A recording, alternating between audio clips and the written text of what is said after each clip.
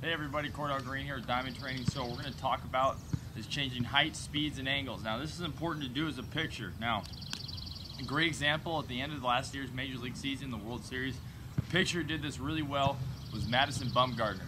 It was fantastic watching him set up hitters, get them 0-2, and then have them chasing pitches out of the zone. I mean, it was unbelievable watching hitters, Major League hitters, that are consistently good over the whole season, 200 games at least, swinging at stuff that a 5-year-old wouldn't swing at. And it's all because he was setting them up by changing height, speeds, and angles. So, first thing is changing heights. So, maybe on my first pitch, I start him at the knees. So I throw that fastball, that 2-seam at the knees. Next one, I maybe go with that 4-seam, belt high, inside. And then maybe I'll go with that changeup down in the dirt. So what I did with that hitter's eyes is I moved them all around while moving around the plate.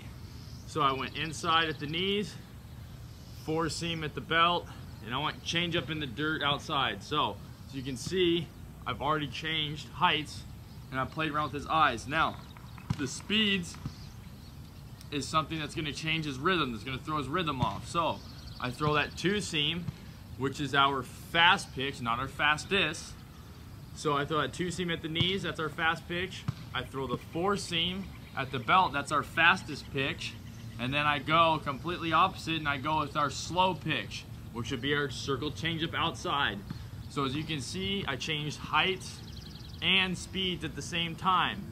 So I went 2-seam, which is fast at the knees, 4-seam fastball, which is fastest at the belt, and with circle changeup, that's our slow pitch down in the dirt. So the last one is angles. This throws off rhythm and timing together. If you can do all three of these in unison in every single at bat, I promise you, you're always going to set yourself up to succeed, and most likely you did really well on the mound. So, angles. What a 2-seam does is, I'm going to over-exaggerate it here, but it's going to move down and in. It's going to move down and in. So I throw that 2-seam down and in at the knees. See that angle it's creating as it runs in. For a righty, obviously a lefty's 2-seam would move this way. Now, I throw that 4-seam fastball, which is straight. So this one's gonna stay straight, and it's gonna be at that that belt height, and that's our fastest pitch. Now the circle changeup for me goes straight down. Some people's it's also gonna run in, so I would have to start that outside and have it come back in that dirt. But as you can see, in that sequencing, I changed height, speeds, and angles, which is important.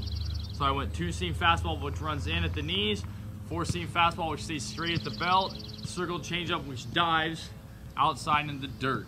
So there's obviously lots and lots and lots more sequences, but if you can learn how to change height, speeds, and angles consistently, you're always going to do good on the mound. Thanks guys, I appreciate it. Please subscribe.